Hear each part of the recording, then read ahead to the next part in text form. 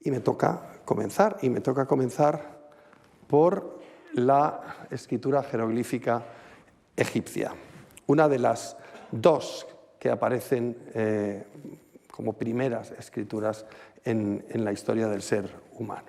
Permítanme hacer un par de consideraciones muy breves y muy teóricas. La escritura surge cuando el mundo se complica. La escritura surge como necesidad de una sociedad que tiene que atender a demasiadas cosas, a economía, a religión, a relaciones sociales. La escritura es un producto del progreso de las sociedades, es una demanda. La capacidad que tiene el ser humano de gestionar información es bastante limitada. La escritura hace otra cosa, hace posible transmitir la información en el espacio a alguien que no esté junto a nosotros y en el tiempo, a alguien que va a vivir dentro de miles de años. Es decir, la escritura no es algo natural como la lengua, no es algo que nos surge de un modo casi orgánico. La escritura requiere un proceso de invención, de acuerdo, de organización. Decía antes, cuando la vida se complica. Y efectivamente, la escritura, cuando surge en las primeras sociedades en las que surge, puede aludir a una realidad compleja, como una realidad económica, registro de impuestos, registro de asientos contables, suficientemente compleja como para ser memorizada, o puede aludir, y este será el caso probablemente de Egipto, a un discurso complejo, algo complicado de explicar, algo que no se hace fácil el transmitirlo de un modo verbal y que es necesario transmitirlo de un modo concreto y exacto. En ambos casos, digamos, volvemos a la misma idea. La escritura nos habla de una sociedad que ha avanzado, de una sociedad que tiene un progreso y que demanda un salto cuántico en cuanto al proceso de esa información. Vámonos a Egipto. En la pantalla tienen una línea de tiempo larguísima. La historia del Egipto faraónico es muy larga y si incluimos la prehistoria, todavía más. Estamos hablando de 3-4 milenios. 3-4 milenios de historia, convendrán conmigo, es bastante tiempo. Y una serie de periodos de nombres raros. Yo voy a intentar minimizar todos estos datos. La escritura egipcia le va a servir, la escritura jeroglífica, que es lo que vamos a hablar esta noche, le va a servir a la sociedad egipcia durante muchos miles de años, casi 4.000. Es decir, es un sistema eficiente que respondía a las necesidades de una comunidad humana y respondía bien. Si no hubiera respondido, hubiera desaparecido. Y ya estamos todos de acuerdo, ¿verdad?, que es un sistema de escritura raro, con patitos, con viboritas. Qué cosa tan poco práctica. Pues duró 4.000 años. Solo por eso se merece respeto por una parte, atención por otra y curiosidad. En la prehistoria egipcia, antes de la invención de la escritura, empezamos a ver que los vasos de cerámica, de un determinado tipo de cerámica, se llenan de figuras. Se llenan de figuras como las que vemos aquí, de animales, figuras del paisaje, estos son montañas, barcos, figuras humanas, probablemente divinidades. Se llenan de un mensaje a base de dibujos. Estamos hablando del 4000 antes de Cristo. Antes de que Egipto fuera Egipto, vamos a decirlo de esta manera. Aquí tiene más ejemplos. Da la sensación, cuando uno mira, y se lo voy a ahorrar, pero cuando uno mira la evolución de la cerámica prehistórica egipcia, da la sensación de que alguien quiere contarnos algo. Porque en los primeros ejemplos anteriores a estos, la cerámica es mucho más aburrida. no tiene este tipo de información, pero en un determinado momento los vasos se empiezan a hacer así como gorditos, ¿verdad?, para maximizar la superficie exterior, y empiezan a poblarse de cosas. Alguien no puede callarse. Alguien quiere contarnos algo que tiene que ver con la cultura que luego vamos a llamar la cultura egipcia. Estos vasos los conocemos porque son depositados llenos de ofrendas en las tumbas.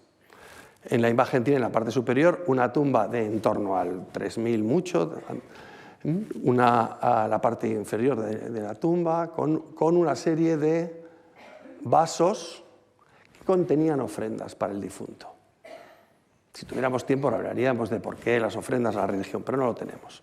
Y aquí tienen una imagen muy impresionante, que es un cuerpo humano momificado naturalmente, aproximadamente de esta época, encontrado en un lugar que se llama Gebelein y hoy en el Museo Británico, fue encontrado en el siglo XIX, en un estado perfecto. Este es el estado, digamos, ideal en el mundo de la prehistoria para un difunto. Y lo que tiene alrededor son esas ofrendas. Este mensaje del que estoy diciendo, que aparece en la cerámica y que está pugnando por salir, este mensaje tiene que ver con el mundo funerario, tiene que ver con el más allá. En un determinado momento, en un cementerio de un poco más tarde de lo que les acabo de mostrar, sucede un cambio muy importante. En el siglo XIX fue localizada una tumba, llamada tumba 100. Como ven, la forma es muy parecida a la que habíamos visto antes, pero en una de las paredes, aquí donde está la raya roja, hay una decoración. Es la primera vez que hemos visto nosotros una tumba con decoración. Se supone que el propietario era una especie de reyezuelo, jefe de la zona, un cargo importante. Pero si se fijan, el tipo de decoración que tiene la pared es el mismo tipo que tiene la cerámica. Es muy parecido. El mensaje es tan presionante, ese mensaje que no tiene forma, con las figuras en la decoración, que salta a la pared de la tumba. Es un salto cuántico, se hace muy grande. Pero lo que vemos es que la tumba, a nuestros ojos, es el contenedor de ese mensaje. Los arqueólogos tenemos que trabajar con lo que vemos. No podemos trabajar con lo que no vemos. Es posible que hubiera otros contenedores de mensajes, pero no han llegado para nosotros. Lo que tenemos es lo que les muestro. Y el siguiente paso es fundamental. Egipto, como saben, es una línea, es un país que tiene en la parte superior el delta, que sale del Mediterráneo, y luego es una línea. Aproximadamente a mitad de camino hay una ciudad, tiene ahí, que recibe el nombre de Abidos. Abidos es un nombre que le dieron los griegos, que suena muy parecido a como le llamaban los egipcios. Abidos es uno de los lugares que en la época histórica posterior va a ser más importante, porque allí se rendía culto a Osiris, del que sin duda hemos oído hablar, una de las divinidades más importantes relacionada con la realeza y con el mundo funerario. Abidos está, por lo tanto, muy inserto en las tradiciones más profundas de la religión y de la monarquía egipcia.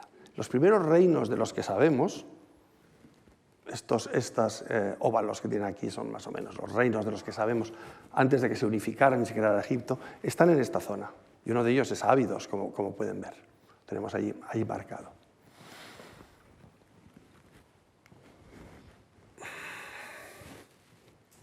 El lugar, como dije, Abidos es un nombre griego. Como se llama en egipcio es Abju. Y los griegos les sonó parecido y dijeron, pues le vamos a llamar Abidos, que es una ciudad que tenemos nosotros y que se parece mucho, ¿no? Es un poco lo que ocurre con Córdoba en España, Córdoba en Argentina. Es decir, la gente nombra las ciudades por los que tú conoces con mucha frecuencia. Pero Abidos tiene una orografía, un aspecto físico muy interesante. El río corre más o menos por aquí, pero como ven hay una cadena de montañas, aquí se ve mejor, que se abre al desierto. Esto es un poco el paisaje que hay en Egipto en esta zona. Está el desierto y luego la cadena de montañas que ha creado el propio río por su cauce. Aquí lo tienen un poco mejor. Este dibujo, ven que está el río por aquí. Aquí hay una mezcla de estructuras posteriores, de templos y tal. Pero ven, hay una cadena de montañas y hay una escotadura. Hay un valle que entra en el desierto. Occidente está aquí arriba y Oriente está por aquí. Luego el norte estaría por aquí. Ese valle que entra hacia el desierto es el eje central de la presencia de monumentos en este lugar. Y de hecho está representado en el nombre egipcio. Ahí viene el signo, Yu, se dice en Egipto, eso. Es decir, el valle es esencial, tan esencial que no es nada sorprendente, aquí lo tienen. Este es el aspecto que tiene Abidos. Y ahí tiene, por supuesto, el valle. Claro, sabemos por épocas posteriores que los egipcios pensaban que los difuntos se iban a Occidente, donde muere el sol, por ahí, exactamente. Y van hacia esa tierra de Occidente y esa escotadura, ese valle que se abre, es como una puerta abierta hacia el Occidente. No es, por lo tanto, sorprendente que delante de este valle, más o menos en esta zona que estoy señalando, se localizaran una zona que recibe el nombre en árabe de el-Ka'ab, que quiere decir la madre de los pucheros rotos, por la inmensa cantidad de cerámica y pucheros que se encuentran en medio del desierto. ¿Qué son estos pucheros? Ofrendas. Son ofrendas milenarias que se han ido arrojando allí. El el-Ka'ab, que es esta zona, aquí tienen la escotadura, esta zona que estoy señalando, alberga las tumbas reales más antiguas de Egipto. De hecho, las tumbas de antes de la creación de Egipto y las primeras de los primeros faraones. Son los primeros sepulcros de faraones. Están en esta zona y tienen, no son pirámides, todavía las pirámides no se han inventado, hay que darle unos años todavía, pero tienen el aspecto que vamos a ver. Esto es una reconstrucción de la parte inferior de una de las tumbas. Es lo que se llama mastaba. La tumba real egipcia original es una mastaba y la pirámide, de hecho, es una superposición de mastabas. Aquí tienen ejemplos. La parte superior no se ha conservado, pero la infraestructura, que es lo que están viendo, sí. Como ven, no es de piedra, es de adobe. Estas son las tumbas de los primeros reyes de Egipto. No es un lugar muy espectacular, tampoco es un lugar que sea muy visitado. Algunos de ustedes que hayan visitado Egipto, estoy casi convencido que no les han llevado a ver esto, porque tampoco hay mucho que ver. Es de los lugares que es importante porque dices, he estado allí, pero no hay mucho que ver. Este señor, Günter Dreyer, fue un arqueólogo alemán que trabajó en Abidos, precisamente en esta zona, en una zona que se llama el cementerio U, donde hay una tumba que se llama la tumba J. Estas cosas que pasan. En ella, en los años 90, encontró lo que es un poco el centro de lo que les voy a contar hoy. Esto que tienen aquí, vamos a verlo varias veces. Estos son unas etiquetas de aproximadamente este tamaño, de marfil o hueso. Sabemos que son etiquetas porque tienen, ven, un orificio para ser atadas. ¿Qué es lo que abunda en una tumba? Vasos. Luego son etiquetas de vasos. Esa es un poco la idea. Y encontró varios cientos. Este es el plano de la tumba y aquí algunos de los ejemplos. Con números, lo que claramente son numerales, y unos dibujos que en su mayor parte coinciden con lo que luego van a ser signos jeroglíficos. Cuando esto fue descubierto, pues claramente, esto fue hace muy poco, hubo una conmoción. Es el primer ejemplo, el más antiguo, de escritura jeroglífica en el Valle del Nilo. ¿De cuándo data? Pues una de las suertes que tuvo Günter Dreyer, y que hemos tenido todos, primero es que él fuera un magnífico arqueólogo, y segundo, que haya podido datar las etiquetas por medio de radiocarbono y otras técnicas en el mismo contexto. Y nos da una fecha de en torno al 3245, 3250 antes de Cristo, antes de nuestra era. Cuando eso apareció, yo recuerdo, era estudiante, pues fue muy revolucionario. Nadie se podía imaginar que casi 2 siglos, casi 3 siglos antes de la creación del Estado egipcio, del Estado unificado, estuviera en funcionamiento ya una protoescritura. Pero como ven, el contexto, estos serían los ejemplos. El contexto es funerario, de nuevo. Tiene que ver con ese mensaje que veíamos ahí pugnando por salir de la cerámica y que salta a las paredes. La tentación es decir que sí, aunque no lo podamos ver claramente. Todo el contexto es lo mismo. Es el contexto de lo funerario real, es decir, real en el sentido de realeza. Las etiquetas parecen iniciar lo que luego, en los años posteriores, va a ser la tónica del uso de esta escritura.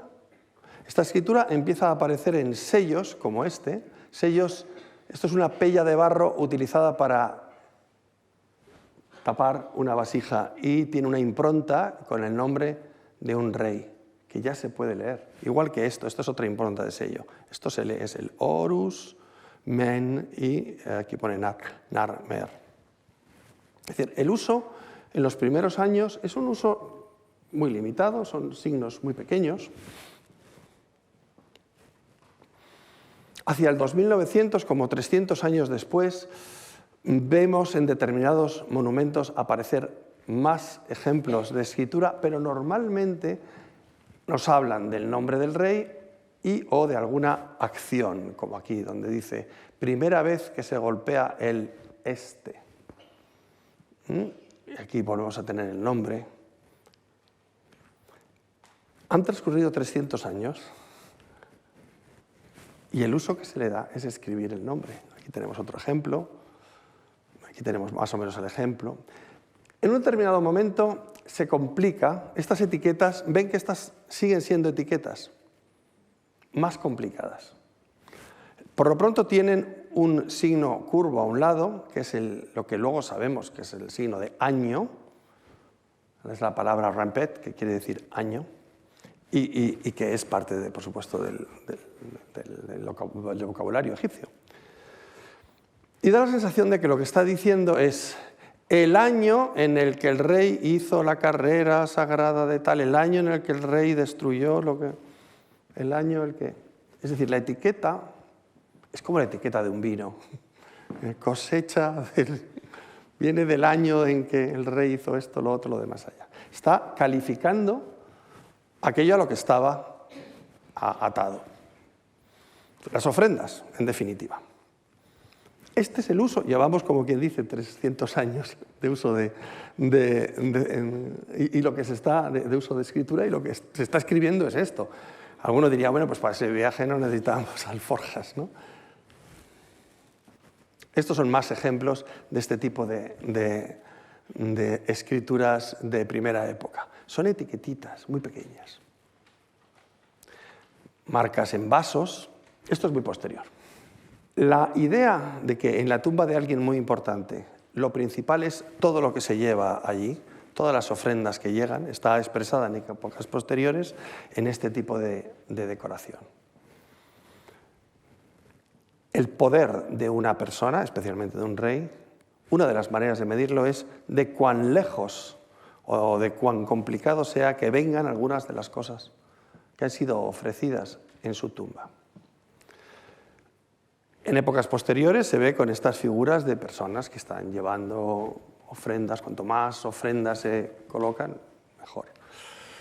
El estudio de las etiquetas encontradas por Dreyer en Ábidos parece indicar que son topónimos, muchas de ellas, que son lugares y también cantidades.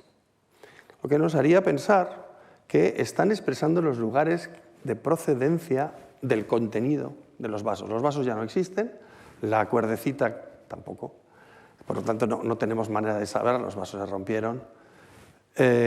Y esto estaría relacionado una cosa con otra. De un modo muy embrionario, esta sería la situación. Aquí tiene de nuevo gente llevando cosas que vienen de... Esto es muy posterior, estamos hablando de 1000 años después. Pero esto es un poco lo que todos reconocemos, ¿verdad?, como egipcio, como arte egipcio. Todo lo que les estaba mostrando antes no suena casi como egipcio, ¿no? Es como raro. Esto es lo que sí, aquí ya nos ponemos... Sí, estos son estos señores que andan de lado tan raros que nos caen tan bien. Es exactamente lo que estamos acostumbrados, pero la idea es la misma. Hacia el 2300, en una época que llamamos la Quinta Dinastía, es decir, aproximadamente a casi 1000 años después de la aparición de los primeros ejemplos de escritura, hay un monumento del cual solo queda un fragmento, que es la llamada Piedra de Palermo, está en el Museo de Palermo.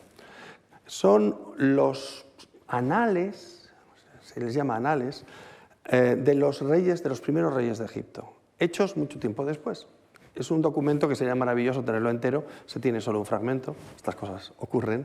Pero lo que se puede ver es que esos anales, si se dan cuenta, estos son la época mítica, pero fíjense en las cuadrículas donde aparece, ¿ven el signo del año?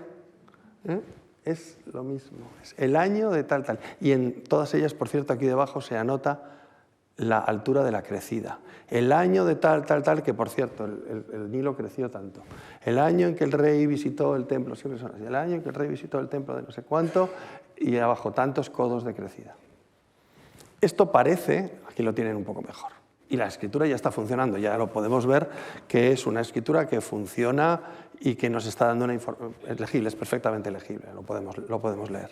Pero la información es parca en ese sentido. Este monumento sí parece continuar esa tradición que hemos visto surgir en la tumba UJ del Umm-el-Kab en Ábidos. Sorpresa. En la misma época que estamos viendo lo anterior, un noble egipcio muy importante, digamos un primer ministro, como Hatshepsut se llamaba, su tumba tiene una puerta de estas características. Su tumba está llena en el exterior de textos jeroglíficos muy simples. Lo único que dicen es una fórmula de ofrenda, que es una oración con la que se ofrece el pan y la cerveza y una serie de cosas, que es lo que está aquí arriba. Él está recibiendo la ofrenda aquí sentado, y luego sus títulos y la mención del rey en la tumba. Pero como ven, es un uso importante de la escritura, de nuevo en el contexto funerario, de nuevo manifestando aspectos que tienen que ver con la religión y con el más allá.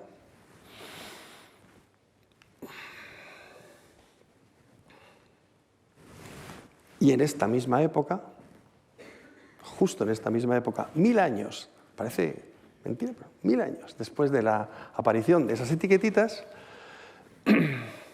ocurre otro salto cuántico. Esto que tienen aquí es el complejo funerario de Saqqara, que está frente a la antigua capital egipcia de Memphis. Memphis y Cairo el Cairo son la misma ciudad. Lo único que Memphis se ha quedado ahora como en las afueras. El Cairo creció, es la misma ciudad de las 7 veces casi milenaria Memphis, como dice alguno, o 5 veces para otros. El caso es que en esta necrópolis de Saqqara un monarca hizo la primera pirámide, que es esta que tienen aquí, la pirámide escalonada. El monarca se llamó Djoser. Y eso fue, para los egipcios, muy importante. La primera pirámide, toda de piedra, fue una cosa impresionante.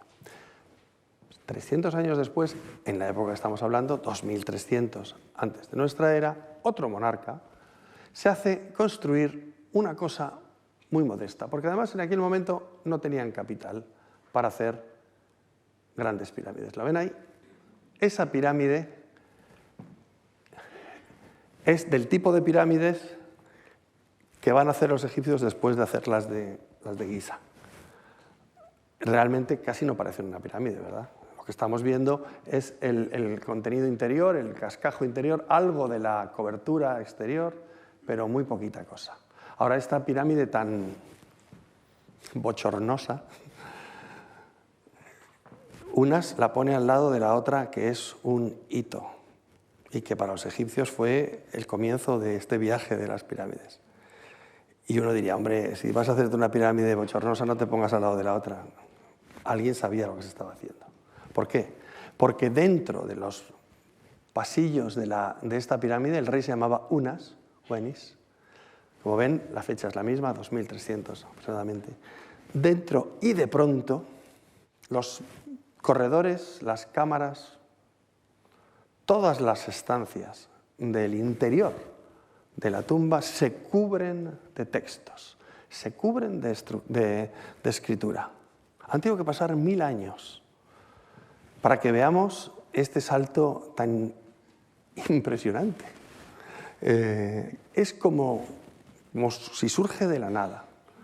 Los egiptólogos, que no son conocidos por su creatividad, especialmente literaria, poética, a estos textos que aparecen en las pirámides les llaman los textos de las pirámides. Cuando aparecen, y aparecen, esta es la primera tumba que aparecen, es como si hubieran estado siempre ahí.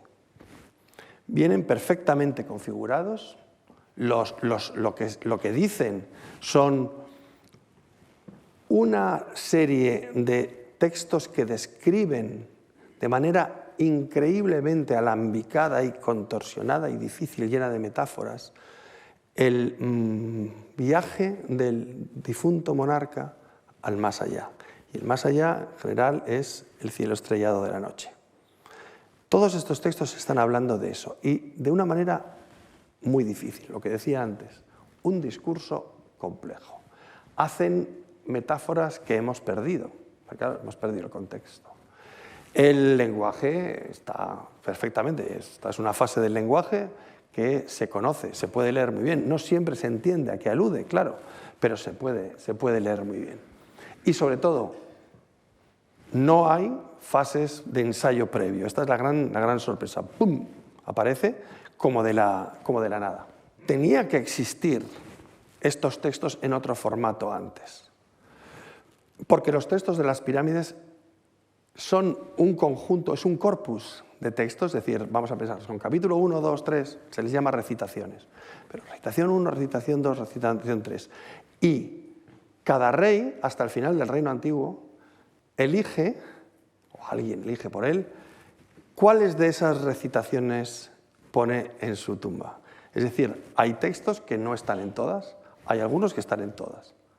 Claramente existe como un modelo fuera que es plasmado. Pero si ven, el orden, la estructura, no hay nada de decoración, no hay imágenes. Hay imágenes fuera del texto, digamos. El texto son imágenes. Este es un poco el elemento enigma, ¿no? Vamos a hablar de Egipto, vamos a hablar de un enigma. ¿Cómo aparece? Después de 1000 años de estar funcionando el sistema de escritura, cuando lo vemos eclosionar en lo que es el primer gran corpus de textos religiosos de la historia del ser humano, aparece casi como sin ensayarlo. Aquí tienen otros ejemplos. Es maravilloso porque tenéis los textos que hablan de la ascensión. Todos estos son los textos que hablan de la ascensión, y el techo de la cámara sepulcral es un techo estrellado. la ascensión al cielo estrellado nocturno. Es extremadamente interesante. De hecho, esta es una de las ramas de la egiptología, la de las personas que se dedican a trabajar este tipo de textos, porque es un corpus importante. Aquí tiene un ejemplo, esto es del rey Pepi. Aquí lo tenemos. Todos en azul, perfectamente formados ya y, digamos, en orden de marcha. Desde aquí. Se ha llevado 1000 años, un milenio entero, hacer ese camino. Nos falta información. Claramente, la escritura servía para más cosas. Tenemos algún indicio. Yo he simplificado un poco la idea, pero sí quisiera que les quedara en la mente esta idea. Si se dan cuenta, estamos donde empezamos. En la tumba de un rey aparecen los textos de las pirámides. En la tumba de un rey aparecieron las etiquetitas. El mensaje, aquel que pugnaba por salir de la cerámica, que saltó a la pared, que luego vemos, ese mensaje, su entorno, su ámbito, es la tumba del rey, es el mundo funerario. Por lo tanto, en ausencia de otras evidencias que nos conduzcan a otras conclusiones, que nos conduzcan a otros asertos, en ausencia de esa información, tenemos que pensar que el entorno en el cual aparece la escritura en Egipto es el entorno religioso, ideológico, funerario. En lo que no coincide con el entorno en el que aparece en el mundo, por ejemplo, mesopotámico y en otros. Es una peculiaridad. Es decir, en este punto comienza la historia, comienza lo que es la diversidad histórica de Egipto con todas las diversas épocas, y el pistoletazo de salida, de alguna manera, es esta época en torno al 3000, donde aparece la escritura jeroglífica. Porque no va a ser la única escritura que hay en Egipto. Precisamente en Egipto, que son muy organizados para sus cosas, la escritura no es única.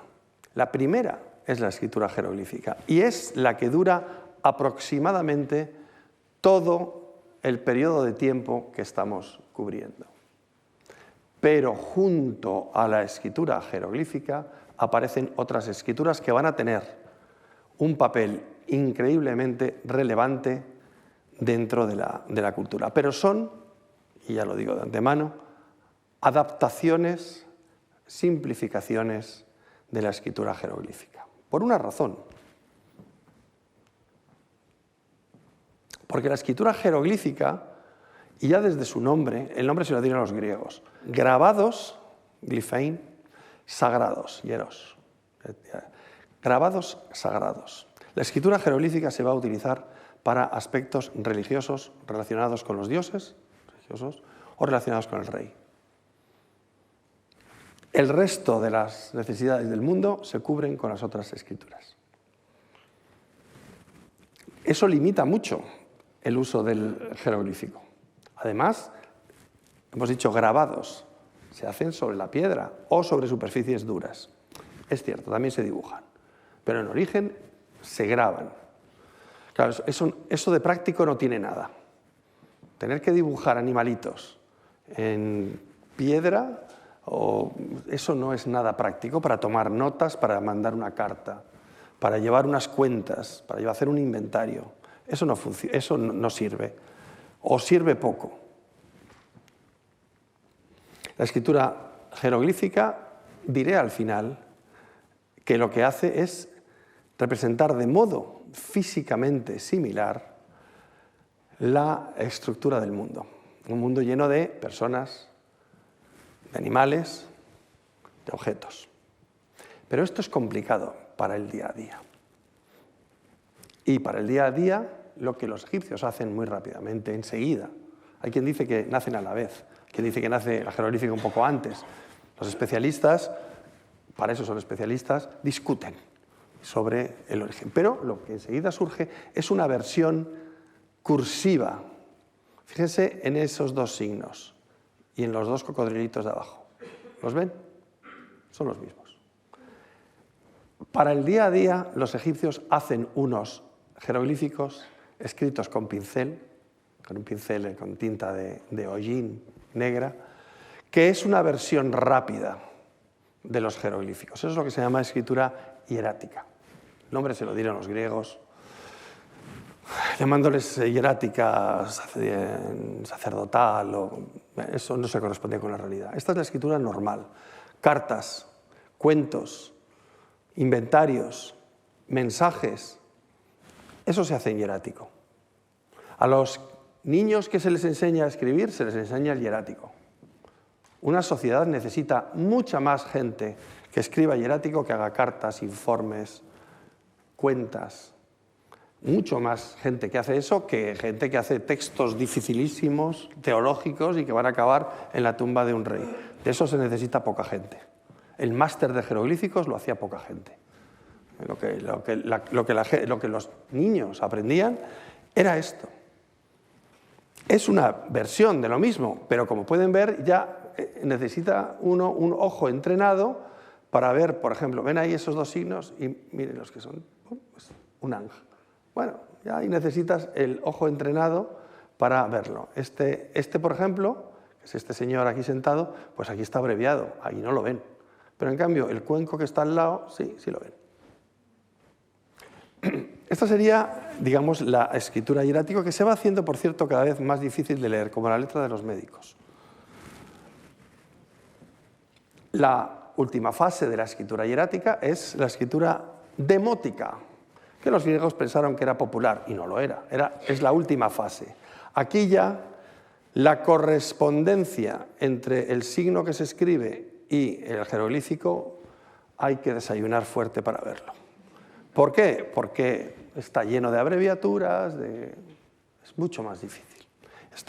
El demótico es del primer milenio antes de nuestra era, de los últimos 1000 años de la historia egipcia, antes de que Cleopatra y César tuvieran lo que tuvieron.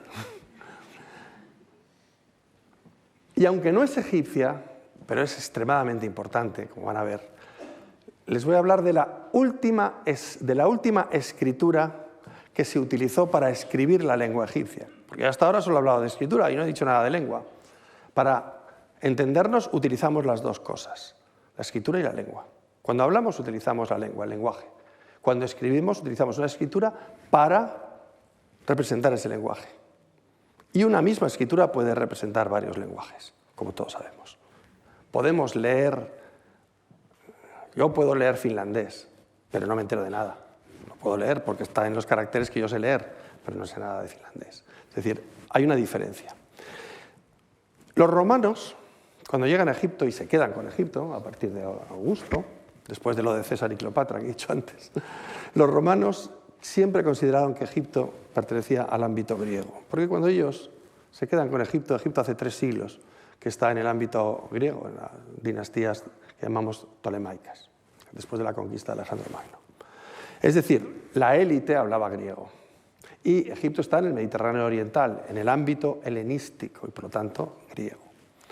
Los romanos de la élite que administraban el imperio, todos hablaban griego.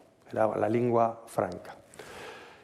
Y a alguien, no sabemos a quién, pero fue una decisión de gobierno y además muy relacionada con la praxis romana, a alguien se le ocurre en torno al siglo II aproximadamente, después de Cristo, decir, bueno, esto que hablan los egipcios lo vamos a escribir con letras griegas, que las podemos leer por lo menos. Es una transcripción. Como no todos los sonidos de las letras griegas representan los sonidos de la lengua egipcia, le añadieron unos cuantos signos locales, digamos, del demótico. Esta escritura egipcia, lengua egipcia, en letra griega, se llama escritura copta o el copto. La lengua que hay detrás es la lengua egipcia, que ha evolucionado y también se llama lengua copta. Copto, por otra parte, quiere decir egipcio. Gipti. Cuando llegan los hablantes de árabe y conquistan Egipto, a los que viven allí y que hablan egipto son los gipti, los que hablan egipti. Y de ahí viene copto. Es decir, cuando decimos egipcios coptos estamos repitiendo. El copto, como ven, no es una escritura desarrollada en Egipto. Se utiliza para escribir la lengua egipcia, pero va a ser muy importante para nosotros, como intentaré mostrarles luego. Aquí tienen ejemplos de escritura copto, porque la escritura copta va a ser la escritura y la lengua de la cristiandad egipcia. Egipto se cristianiza muy rápidamente, impresionantemente rápido. Y inmediatamente los ermitaños y los padres de la iglesia cristianos egipcios empiezan a traducir evangelios, traducir la Biblia, hacer comentarios a los evangelios, libros sagrados, en copto. Por lo tanto, hay muchos manuscritos medievales que están en esta mezcla de lengua ancestral y escritura griega. Esto es importante, ¿por qué? Porque no se perdió nunca el conocimiento del copto. Quédense con esto en la memoria. Igual que el griego, igual que el latín, nunca se perdió. La Iglesia durante la Edad Media lo mantuvo. Lo que se perdió es que esa lengua era la lengua ancestral egipcia. Porque todo lo que había en esa lengua eran cosas cristianas, la Biblia, los evangelios. Pero es extremadamente importante. Aquí tienen varios ejemplos de diferente época de la escritura copta. ¿Cuándo se terminan los jeroglíficos? ¿Cuándo se terminan? Se terminan aquí, más o menos donde estamos hablando. Esta inscripción que tienen delante, el grafito de Esmetahón, que está en el templo de Filé, en Asuán, en el profundo sur de Egipto, esta es la última inscripción datable en jeroglífico. 394 después de Cristo, el siglo V después de Cristo, prácticamente. Desde el 3250 que vimos en Ábidos hasta el siglo V después de Cristo, 3750 años, década arriba, década abajo, es la vigencia de la escritura jeroglífica. Después del grafito de Esmetahón no hay más jeroglífico, al menos no hay más jeroglífico que podamos datar. Por lo tanto, se pierde el conocimiento de cómo leerlo durante un lapso de tiempo de aproximadamente 1 milenio y medio, un poquitín menos, que, por supuesto, y vamos a dedicarnos ahí un ratito, se rompe cuando este señor francés, Jean-François Champollion, es capaz de volver a recrear o de descubrir el sistema de desciframiento. Pero el mundo pierde el conocimiento de cómo leer los jeroglíficos egipcios durante 1 milenio y medio aproximadamente. Una pista para lo que va a venir. La lengua egipcia no se había perdido, seguía en la lengua copta, pero estaba disfrazada. Nadie la reconocía como lengua egipcia, pero sí se siguió conociendo.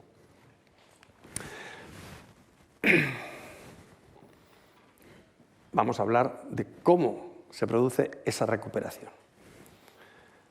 Durante la Edad Media, Egipto es arabizado. A partir del año 637 después de Cristo, Egipto es conquistado y se integra en el mundo que habla árabe y cuya religión es el Islam. Durante la Edad Media, algunos intelectuales egipcios les produce una tremenda curiosidad esos signos raros. Se dan cuenta que es una escritura, pero no saben leerla.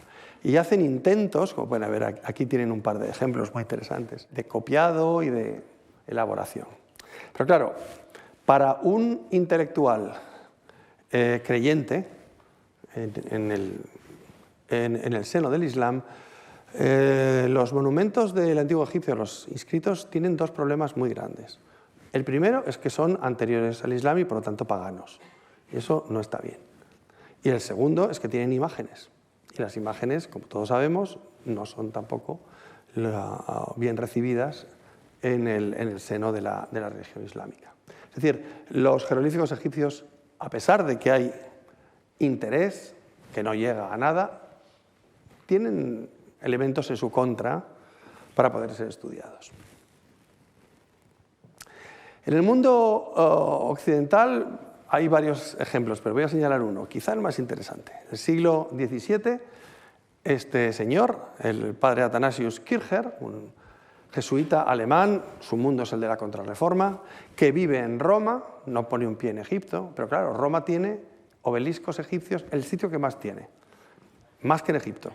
En Roma hay 13 obeliscos y con inscripciones egipcias. Pues este señor, él dice, inspirado por el Espíritu Santo y una cultura vastísima, porque el hombre, la verdad es que era muy culto, se propone descifrar la lengua egipcia y llegar, digamos, a las bases de la espiritualidad egipcia en su momento. Publica una obra muy famosa en su momento que se llamó Oedipus Aegyptiacus, en la cual produce unas traducciones elaboradísimas de los textos, ahí tienen algunos ejemplos, que son además bellísimas, muy alambicadas, pero que no dan una.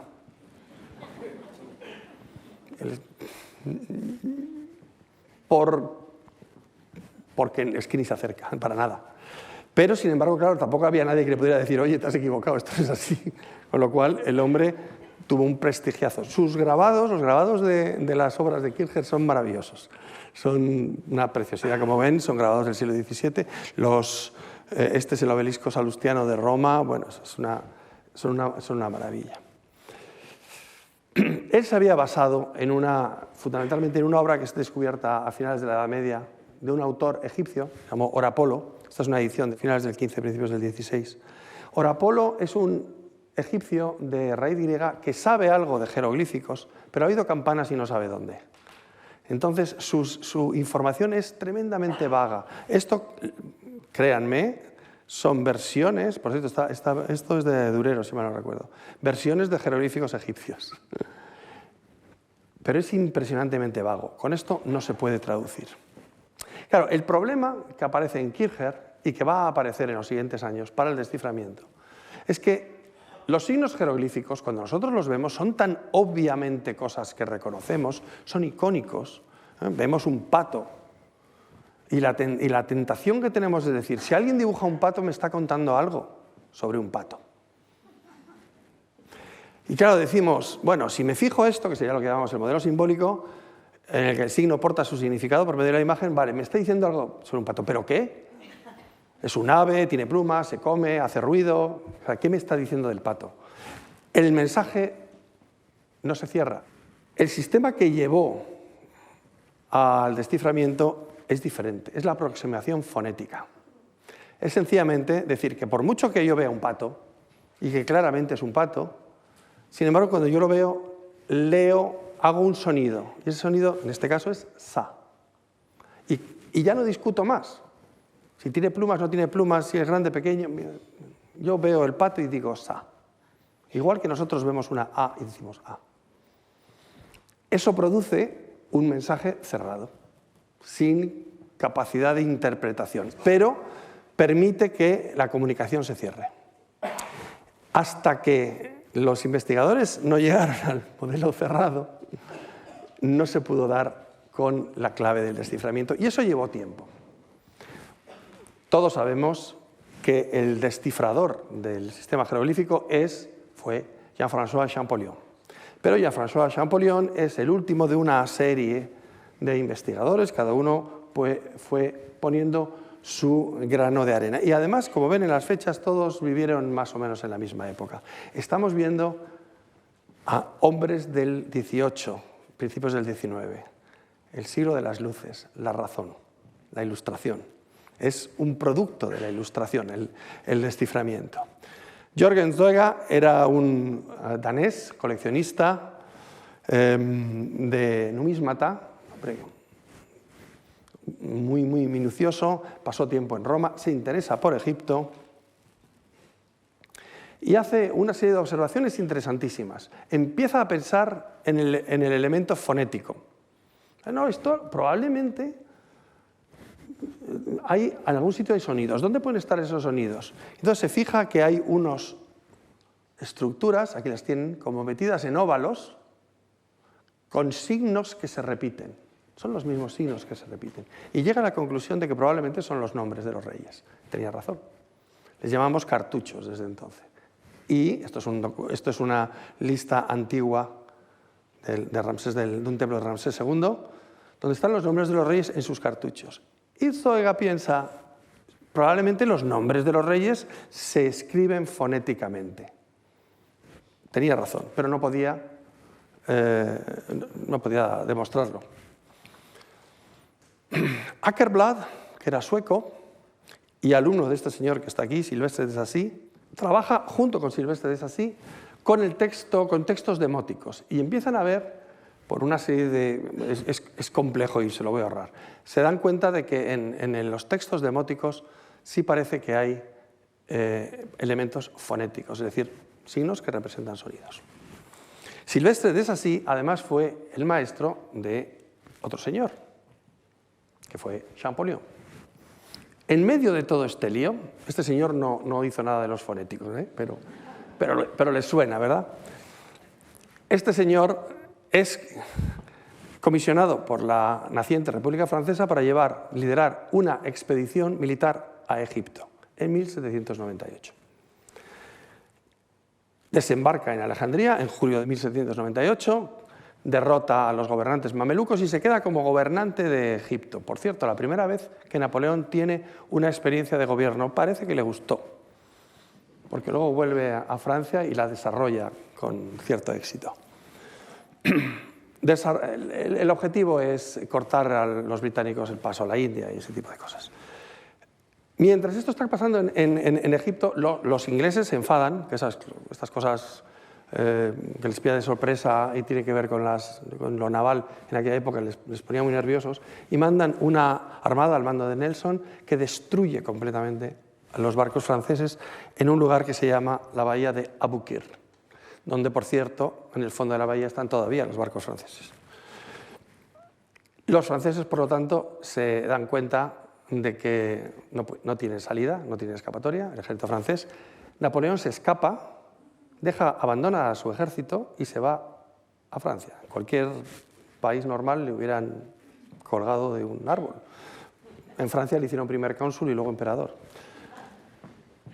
Lo que ocurre es que los franceses, esperando el embate de las tropas inglesas, fortifican en la desembocadura del río, en Rosetta, un fuerte mameluco, que ellos llaman el Fort Julien, y en los trabajos de fortificación aparece una piedra.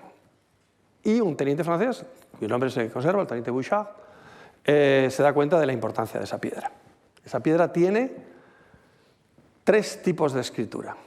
Es un fragmento de un monumento, por paralelo sabemos qué pinta tendría. Sería una cosa así, lo que llamamos una estela.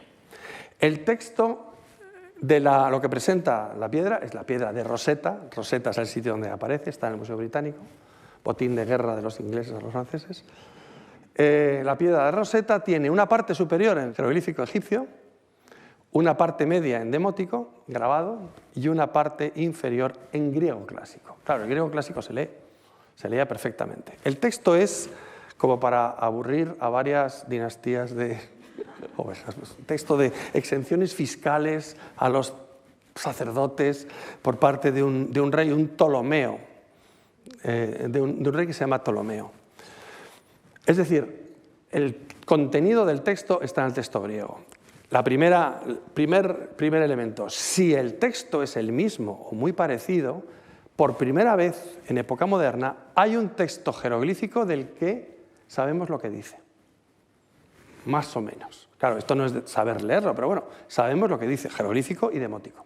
Esto es importante. De la piedra de Rosetta se hicieron copias y se distribuyeron por toda Europa. Silvestre de Sassy, Georges Zoega, Åkerblad, toda esta gente que he mencionado antes, tuvieron delante copias de la piedra de Rosetta. Las pudieron estudiar. Uno de los que la estudió es este señor, un británico, Thomas Young, que salía antes. Era un hombre con mucho dinero y por lo tanto mucho tiempo. Ha pasado la historia de la ciencia por sus estudios sobre la composición de la luz. Era el debate de Lavoisier sobre si era ondulatoria o corpuscular. Pero tenía un hobby, y los británicos con un hobby tienen mucho peligro. Tenía el hobby de las lenguas muertas y dedicó mucho tiempo al estudio de la fase demótica, de la parte demótica. Y realmente hizo un gran avance en el aspecto fonético. Digamos que él es, hay quien dice que es el descifrador, por lo menos del demótico. Y reconoció algunas palabras, pero no dio un paso más allá. Le faltaba algo fundamental. Le faltaba conocer copto. Él no sabía copto. ¿Quién sabía copto? Sabía copto y mucho Jean-François Champollion. Sabía muchísimas cosas, era una bestia parda. Era un chico muy joven, con todas las lenguas orientales, siríaco, arameo, hebreo, griego, latín y copto. Jean-François Champollion, la historia y la leyenda es conocida, había jurado desde que era niño, yo descifraré. Está, digamos, en el modelo todavía medio simbólico. Él es alumno de Silvestre de Sacy y está intentando, está jugando por supuesto con las copias de la piedra de Rosetta. Lo que ocurre es que tiene como una caída del caballo y empieza a aplicar el modelo fonético, vamos a decirlo así rápidamente. ¿Y si fuera fonético? Entonces él empieza a pensar y dice, bueno, si fuera fonético, y Zoega tiene razón, lo que tengo que fijarme son los cartuchos. ¿Por qué? Porque los cartuchos tienen un nombre y yo sé el nombre que tienen. Si en la parte griega dice Ptolomeo, el cartucho que tiene arriba, que además solo hay un tipo de cartucho, dice Ptolomeo. Y en griego Ptolomeo es Ptolemais. Luego eso, de alguna manera, tiene que decir Ptolemais. Esos sonidos, Ptolemais, si son fonéticos y yo tuviera la suerte de tener otro cartucho con sonidos comunes, podría compararlo. ¡Bingo! Este señor que teníamos aquí, William John Banks, que es un aristócrata, joven aristócrata, amigo de Lord Byron, y que se ha hecho un viaje por todo el Mediterráneo, como se hacían estos señores, eso que se llamaba el Grand Tour. Pues se hace el Grand Tour y en lugar de traerse unos imanes para la nevera, como haríamos cualquiera de nosotros, se trae un obelisco de Alejandría que está todavía en la mansión de su casa en Kingston Lacy, en Dorset. Y está allí. Y se llama el obelisco de Kingston Lacy. Ese obelisco tiene un cartucho de Cleopatra. De tal manera, y sabían ya que era de Cleopatra, y lo que hace Champollion es comparar las copias del cartucho de Cleopatra con el cartucho de Ptolomeo. Y se da cuenta de que los sonidos, la P, por ejemplo, que está al principio en Ptolomeo, está en la mitad en Cleopatra, es fonético. Esto es fonético. En un juego de adivinación y deducción va sacando poco a poco algunos sonidos y algunas palabras. Y para ahorrarles el tema, lo que hace es darse cuenta de que la lengua que hay debajo es copto. Y él la conoce perfectamente. Ve que las palabras que puede ir descifrando se corresponden con palabras que él conoce en copto. Y claro, al conocer copto y conocer griego, en una interacción en muy poco tiempo puede llegar a generar un método de lectura. Le da un parraque, porque se va corriendo por la calle, la leyenda dice, y se va a buscar a su hermano, que le protegía y le pagaba los estudios, por cierto. Y le dice, ya lo tengo, yo tiene la fe, ya lo tengo. Y luego ¡pah!, se cae al suelo, ¿no? Eso es lo que dice la biografía. Pero muy pocos días después escribe una carta al secretario de una de las sociedades de sabios. La manera que había de presentar descubrimientos científicos en Egipto era esta. Y le permiten presentar su sistema a la sociedad, a la Academia Real de Inscripciones y Bellas Letras.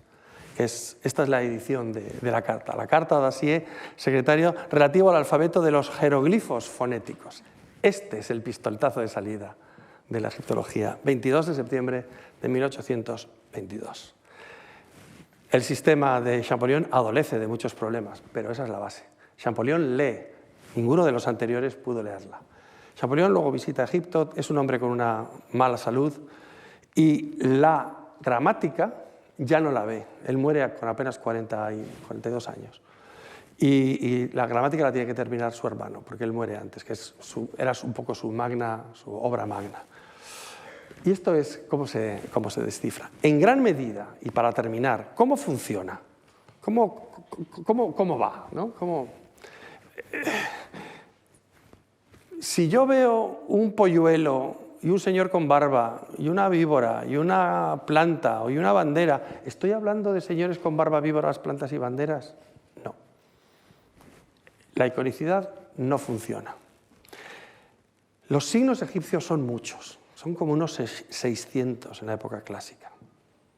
Los signos egipcios, los signos jeroglíficos, los han clasificado los egiptólogos, principios del siglo XX, en categorías, como ven, partes de animales, peces, hombres, pájaros, muchísimos, de todo. De hecho, hay una categoría para casi cualquier cosa en el universo. Luego, los signos, cada uno de esos signos, y esta es la complicación que lleva a más de un egiptólogo al abandono y al suicidio, cuando es joven, luego ya no. Algunos representan sonido, otros representan solo significado, pero no sonido. Y otros son medio pensionistas. Representan sonido y además significado. Un signo jeroglífico egipcio puede hacer todas estas cosas. Entienden la desesperación de los neófitos. Una palabra egipcia como esta palabra quiere decir verdadero de voz, se lee Maheru. Verdadero de voz, uno cuya voz es verdadera, es el difunto al que le han hecho todos los rituales y va a hablar la verdad cuando le pregunten. Esta palabra, una palabra típica egipcia, tiene dos partes. Una parte de sonido, esto que está en verde, y que se lee Maheru. Esos signos tienen esa combinación.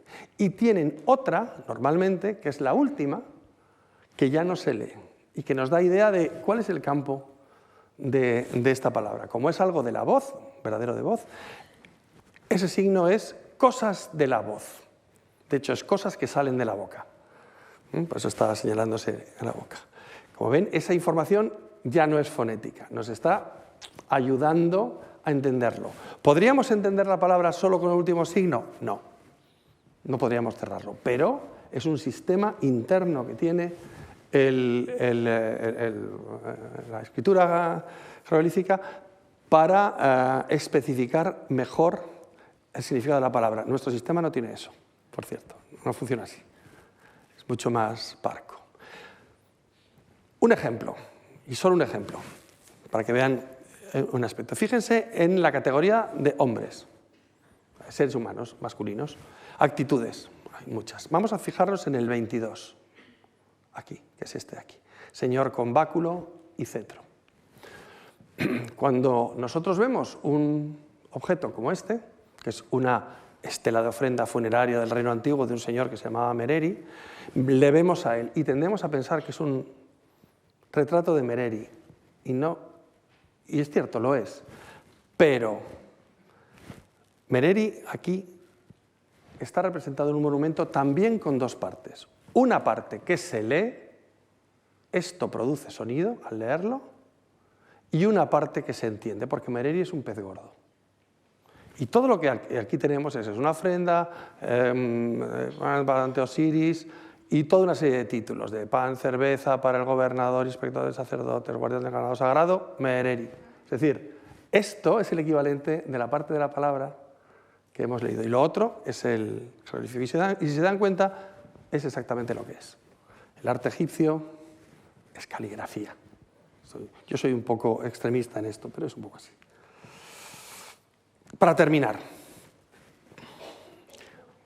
uno de los aspectos más maravillosos de la escritura egipcia es que utiliza el mundo para representar el mundo, ese mundo complejo del que hablábamos. Los signos de la escritura jeroglífica egipcia son los componentes del mundo, personas, animales, objetos, partes de unos y de otros, engranados en un sistema ordenado, engranados en un sistema que le da sentido, la gramática. Y ese sistema que utiliza partes del mundo sirve para expresar el mundo. Es una metáfora preciosa. El mundo sirve para expresar el mundo. Eso es lo que es la escritura jeroglífica. Como pueden ver aquí, esto que hay aquí, hombres, animales y personas, pues es lo que uno ve cuando mira cómo viven, incluso hoy todavía, una comunidad egipcia rural. Es el mismo tipo de vida. Nada más. Muchísimas gracias por su atención.